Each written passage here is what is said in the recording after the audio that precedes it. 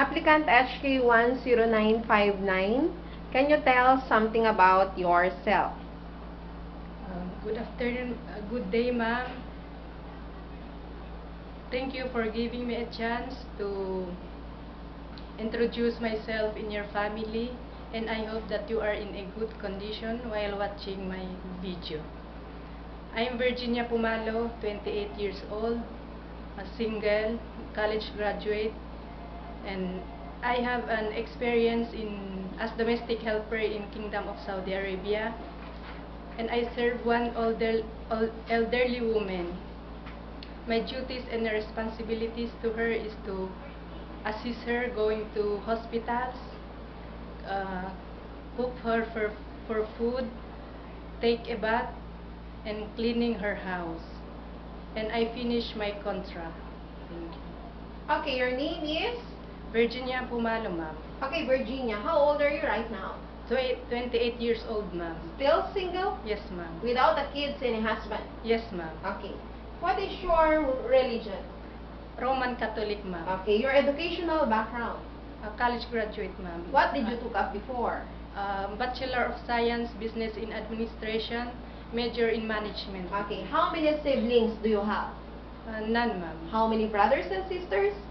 3 brothers and 3 sisters. Your parents are still alive? Yes, ma'am. Okay, so your family allow you to work again in abroad? Yes, ma'am. And especially in Hong Kong? Yes, ma'am. Okay. So you've been in Saudi Arabia, Kingdom of Saudi Arabia for 2 years? Yes, ma'am. Okay, you took care of one Person, ma'am. elderly person? Yes, ma'am. How old? She's 66 years old, ma'am. A healthy, a bedridden, or a sick person? A sick person, Sick ma'am. person, Yes, okay. ma'am. And at the same time, your employer also has 7 kids. Yes, ma'am.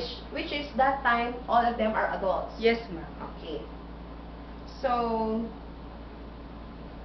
your main duty is giving a bath? Yes, ma'am. For the elderly person? Yes, ma'am. Go assist her to go to the hospital? Yes, ma'am. And from time to time, you always beside her? Yes, ma'am. Okay. So right now, you want to work in Hong Kong? Yes, ma'am. Why you choose Hong Kong? Because I want to help my family, and especially in financially, and then also in my future. Okay. So, even though you're still single, it's okay with you to take care of the newly born baby or a month-old baby or a kids? Yes, ma'am. Are I'm you sure? willing. Yes. Where did you gain your experience? I gained my experience from my own niece, nephews, and my sisters and brothers. Okay. If they are naughty, what will you do? I'm be patient for her and for him, ma'am. Okay. How do you handle your homesickness if you hired in Hong Kong? I'm busy in doing my works. Okay. So it's okay with you to work with a simple family or a big couple of the family of your employer? Yes, ma'am. If they have a grandparents? It's okay, ma'am. Okay. And if your employer also has a grandparent which is sick also, can you also take good care? Yes, ma'am. Okay. How about for the pets? Are you afraid or not? Not, ma'am. Are you sure? Yes, ma'am. Doing the car washing, do you experience?